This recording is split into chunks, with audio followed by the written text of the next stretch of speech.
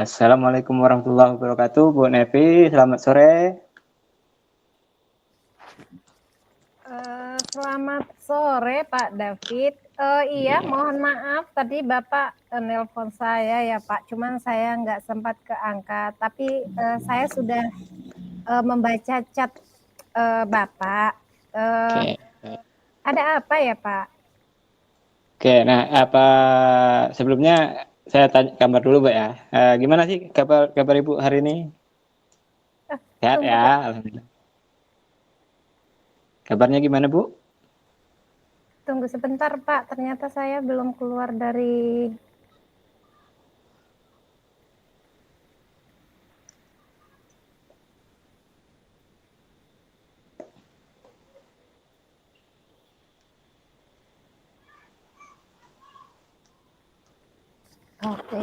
Oke, Pak. Silakan dilanjutkan, Pak. Tadi ada kesalahan teknis. Tadi ternyata saya belum keluar dari grup. Oke, baik. Assalamualaikum warahmatullahi wabarakatuh. Selamat sore, Bu Nevi. Apa kabarnya, Bu? Selamat sore, Pak. Alhamdulillah sehat. Pak David sendiri bagaimana, Pak? Alhamdulillah juga sehat. Lancar hari ini, Bu? Alhamdulillah lancar, Pak. Alhamdulillah. Oke, baik. Jadi tadi saya nelpon tadi ingin menanyakan, Bu, sebenarnya ini tadi ya. Apa yang akan kita bahas hari ini ya? Apa Ibu pernah minta tolong saya atau minta berdiskusi? Nah, masalah yang sedang Ibu hadapi. Kira-kira apa sih, Bu, yang pengen kita bahas atau diskusikan sore ini, Bu? Ini, Pak, sebenarnya saya itu ada permasalahan dengan siswa saya, Pak. Tepatnya itu di kelas 8 dengan mapel pendidikan agama Islam.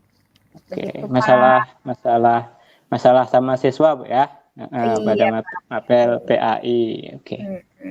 Apa, Bu? Kira-kira masalahnya apa sih, Bu? Permasalahannya itu, Pak, anak itu ketika belajar dengan saya itu tidak semangat, kemudian kurang antusias, seperti itu, Pak. Oke. Berarti anak Ibu ketika belajar PAI sama Ibu nggak semangat belajar, kurang antusias gitu ya. Nah, perasaan Ibu gimana sih, Bu? Kalau Ibu seperti itu kira-kira? Gimana perasaan? Tentulah perasaan saya tentulah ketika melihat anak itu kurang antusias, ya saya sedih aja. Kemudian saya berpikir bagaimana caranya saya bisa membuat anak itu semangat, kemudian antusias, seperti itu, Pak. Oke. Atau faktor yang menyebabkan murid itu nggak antusias, nggak semangat dalam belajar? Ya, yang menyebabin sepertinya, lah. Sepertinya anak itu ada yang merasa minder, seperti itu, Pak. Kenapa anak itu minder? Anak itu ada yang belum bisa membaca Arab ataupun membaca tulisan kosakata Arab, seperti itu, Pak, salah satunya. Sehingganya mereka itu kurang bersemangat. Oke, jadi ini satu orang, Bu ya, atau sekelas gitu? Tidak semua, Pak, cuman ada 1-2 orang seperti itu, Pak, yang belum bisa membaca Al-Quran. Jadi saya juga pinginnya anak itu juga tidak tertinggal seperti siswa yang lain, seperti itu, Pak. Oke, jadi Ibu ingin siswa yang nggak semangat. Dengan begitu kan anak itu jadi tidak percaya diri ya, Pak ya. Iya. Karena dia nggak bisa baca Quran ya. Oke, apakah Ibu udah coba nih telusuri kalau di lingkungan luar sekolah atau di rumahnya gimana sih si murid ini gitu? Ada apa udah pernah Ibu coba gimana pendekatan? Iya. Nah, selama ini pendekatan yang saya lakukan sama anak itu saya melakukan klarifikasi terhadap anak. Setelah itu anak itu saya panggil, kenapa tidak bisa belum bisa membaca Al-Qur'an padahal sudah kelas 8. Ya, dengan berbagai permasalahannya, mungkin kurang faktor dukungan orang tua, kata anak, kemudian setiap sore dia tidak mengaji, sehingga menyebabkan dia tidak bisa membaca seperti teman-temannya. Oke, berarti itu ya, Ibu tadi untuk biar siswa ini yang kurang semangat, nggak antusias, Ibu akan melakukan pendekatan yang biar gimana lagi, biar siswa itu semangat atau antusias. Oke, nah selanjutnya apa sih rencana Ibu kalau saya boleh tahu rencananya agar siswa ini ya jadi semangat tadi kan, ibarat itu jadi nggak jadi antusias gitu. Apa yang ingin Ibu lakuin untuk membantu siswa tersebut? Iya. Jadi saya itu ingin sekali membantu siswa tersebut agar siswa tersebut bisa membaca Al-Quran dengan baik. Salah satu strategi yang saya lakukan adalah melakukan pendekatan terhadap anak. Kemudian anak itu saya sarankan untuk mengikuti kegiatan ekskul keagamaan, yaitu ada tentang tahfiz dan baca tulis Quran. Jika belum bisa tahfiznya, setidaknya anak itu bisa mengikuti yang baca tulis Qurannya, seperti itu. Jadi anak itu secara tidak langsung belajar di sekolah, meskipun waktunya sangat terbatas, tapi setidaknya ada usaha anak tersebut untuk bisa membaca Al-Quran. Oke, nah itu rencana Ibu ya. Oke, nah ini sebenarnya sebelum rencana tadi ya, apa ibarat itu dari persentase 1 sampai 10 ini Bu. Kondisi siswa Ibu itu kira-kira berada di angka berapa sih Bu? Apa yang bisa bikin Ibu mengatakan atau menyimpulkan siswa itu tidak semangat atau apa dalam kondisi seperti itu? Dalam level yang keberapa itu? 1 sampai 10 gitu. Kalau di level 9 itu kan anak udah sangat semangat itu Pak. 8, 9 itu udah sangat semangat. Ini kalau tidak semangat artinya levelnya itu level di 6 ke bawah ya kan Pak. Level 6 ke bawah itu anak itu tidak semangat. Ya itu tadi salah satunya kurang dukungan dari orang tua. Bagaimana supaya kita bisa melakukan kolaborasi dengan sekolah, kolaborasi dengan orang tua agar anak itu tidak minder, tidak bisa membaca Al-Quran. Ya, salah satu strategi yang saya sarankan adalah mengikuti kegiatan ekskul di sore hari. Oke, baik. Itu tadi Ibu udah nyampaikan tujuan kita ngobrol nih apa kan, terus rencana aksi Ibu udah apa. Nah sekarang yang terakhir nih Bu, karena kita singkat aja lah waktunya ini, nggak kita santai-santai aja gitu kan. Apa sih rencana kedepannya udah tadi ya. Nah dalam waktu dekat ini, dalam waktu beberapa hari ke depan, Ibu akan menerapkannya itu kira-kira sehari 2 hari ini atau gimana Bu? Apa Ibu pengen siswa tersebut mengikuti kelas ngaji lagi misalnya ya kan? Nah itu dalam waktu berapa lama ini gitu Bu akan Ibu terapkan? Kalau ditanya berapa lama, berarti saya itu pinginnya ya secepatnya, cepat beraksi. Kalau bisa secepat mungkin bisa besok ketika ada jadwal di ekskul langsung saya suruh berangkat anak itu dengan pendekatan terlebih dahulu secara persuasif, kemudian kita memberikan masukan-masukan ataupun arahan-arahan kepada anak tersebut. Kenapa? Karena semakin lama dalam menangani anak tersebut, anak itu semakin besar Pak, sudah kelas 8 ya kan, udah kelas 9, nanti tambah malu, akhirnya nggak bisa membaca. Jadi kalau bisa secepatnya, kalau anak itu sudah mau, maka akan kita melakukan bimbingan terhadap anak tersebut. Oke, berarti pokoknya dalam waktu dekat ini atau secepatnya akan Ibu lakukan bimbingan terhadap anak tersebut ya. Kalau bisa misalnya hari ini berarti besok aja udah kita beraksi, iya kan Pak? Oke, ya semakin cepat makin bagus kan Bu. Iya, baik Bu. Itu saya rasa Bu, semoga dengan segera Ibu lakuin anak tersebut juga segera ibaratnya semakin percaya dirinya semakin tumbuh gitu ya. Nah, bisa Mm-mm. seperti teman-temannya gitu ya. Oke, saya doakan semoga semoga semua rencananya tercapai, rencana yang Ibu. Oke, saya rasa Amin. cukup hari ini kita berbincangnya, Bu. Sampai jumpa lagi lain waktu.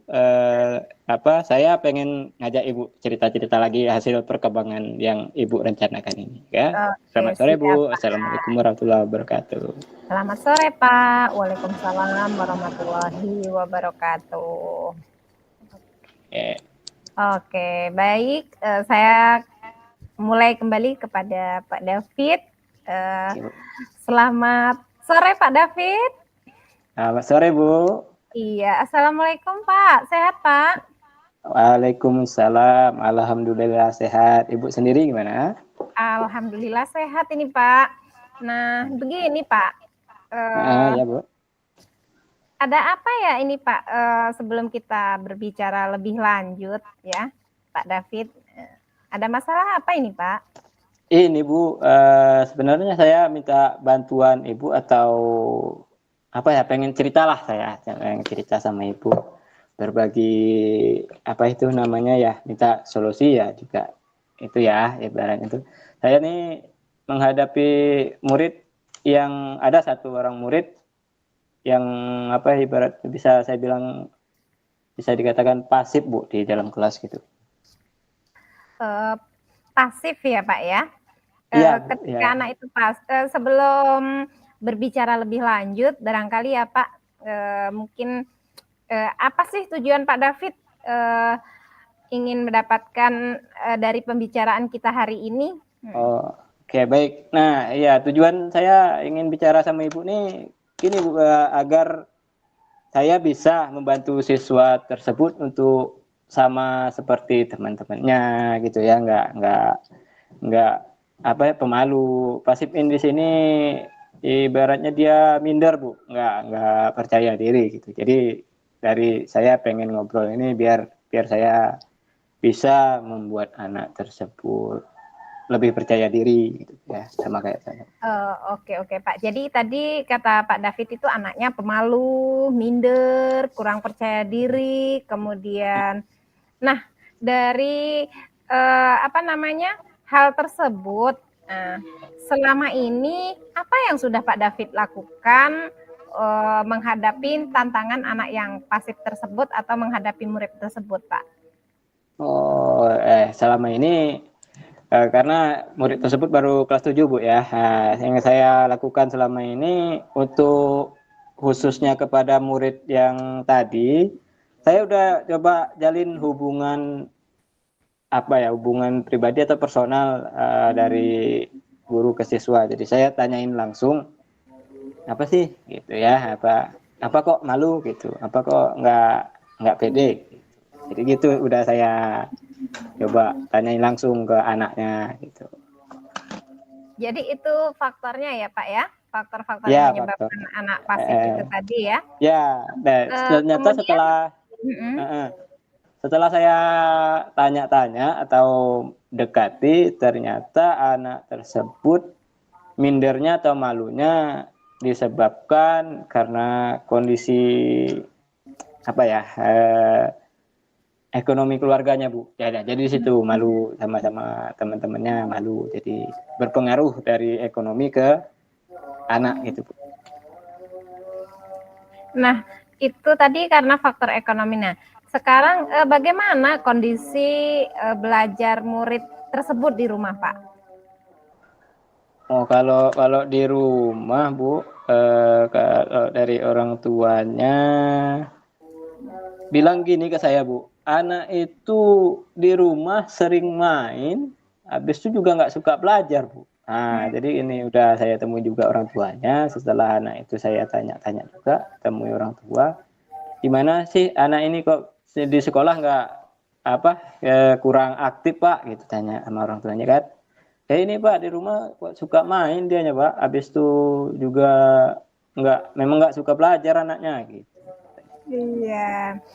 Kemudian setelah Pak David menemui ada faktor-faktor yang menyebabkan kemudian kondisi belajar siswa, Nah, ada nggak strategi yang Pak David lakukan?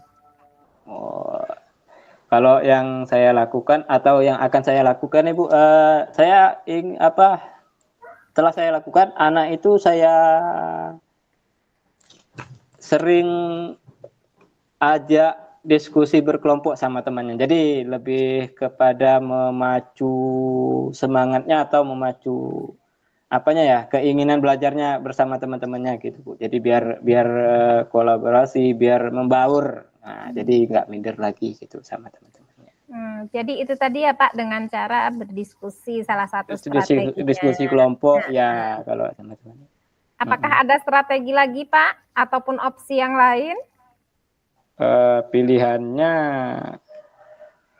apa Bu ya? Selain itu saya ini tugaskan murid tersebut ke dalam kelompok. Kalau ngasih tugas itu nggak tugas pribadi ya, biar terbangun kolaborasinya sama teman-teman. Itu tadi selain waktu pembelajaran kita waktu KBM-nya disuruh berkelompok juga kan.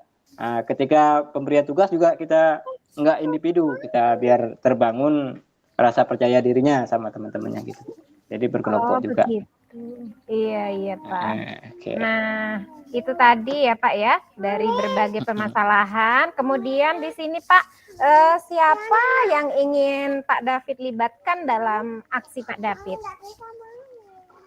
Oh, yang jelas yang saya ingin libatkan ya orang tua lah Bu ya, biar membantu memantau anak ini di rumah. Terus juga kita rekan-rekan sejawat juga minta bantu. Kebetulan saya tanya-tanya, ternyata anaknya itu bukan sama saya aja pasifnya, jadi sama semua guru. Jadi kita bekerja sama orang tua dan juga rekan guru yang lainnya Bu. Oke, nah rencananya nih Pak David itu rencana mengajak merealisasikan ini kapan ini Pak? Yang jelas ya dalam waktu dekat ini atau secepatnya Bu, agar anak itu nggak makin lama makin ketinggalan. Saya takutnya gini, kalau makin lama menerapkannya tuh nanti anak ketinggalan sama kawan-kawannya. Jadi kalau bisa misalnya besok atau besoknya lagi langsung saya terapkan Bu. Pokoknya secepatnya, makin cepat makin baik Bu gitu. Iya. Nah, ketika Pak David sudah melakukan banyak rencana, kemudian dari berbagai hal yang sudah Pak David jelaskan tadi, seberapa komitmen sih Pak David untuk melakukan rencana ini? Ya saya harus komitmen dong Bu, harus kita lakuin setiap saat, jangan ibaratnya tuh ketika menemui masalah kita langsung kendor kayak pokoknya komitmen saya sampai murid tersebut berhasil kita bangun, pokoknya sampai berhasil lah Bu, ibaratnya itu dari yang tadi tidak pede menjadi pede, yang tadi tidak paham jadi paham, pokoknya kita selalu berkomitmen sampai anak berhasil. Masya Allah, mantap sekali ya Pak. Nah, kira-kira apa yang Pak David dapatkan dari pembicaraan sore hari ini? Ya, apa rencana Pak David ke depan untuk membantu siswa ini? Kemudian kapan rencana tersebut dimulai? Apa yang Pak David dapatkan dari pembicaraan kita sore hari ini, Pak David? Ya, baik, mengenai apa yang saya dapatkan dari diskusi kita ini, Bu, ternyata ekonomi keluarga juga berpengaruh kepada nah, itu yang saya dapatkan. Terus untuk mengatasi anak yang itu ada satu metode yang ingin saya terapkan, yaitu belajar berkelompok atau berdiskusi bersama temannya agar terbangun rasa percaya diri dan kolaborasi antara anak itu sama temannya. Nah, itu Bu, yang kira-kira yang saya dapatkan dari obrolan kita ini. Oke, mantap sekali ya Pak ya. Dari segi tujuannya, kemudian permasalahannya, kemudian dari aksinya, kemudian hingga akhirnya sudah dilakukan dengan baik oleh Pak David. Oke Pak David, saya kira cukup ya Pak David. Nah, kapan-kapan kita bisa sambung kembali diskusi kita lihat sama-sama diskusi kita. Besok saya juga ingin bagaimana perkembangan Pak David beserta siswanya yang pasif tadi. Mudah-mudahan di diskusi next anaknya sudah aktif ya Pak David ya. Amin. Oke, Amin. saya doakan semoga Pak Oke. David juga berhasil dengan beberapa trik-trik strategi yang Pak David akan lakukan. Baik Pak Oke. David, terima kasih ya Pak David ya. Sama Selamat Bu. sore Pak Oke. David. Selamat sore. Assalamualaikum. Waalaikumsalam warahmatullahi wabarakatuh.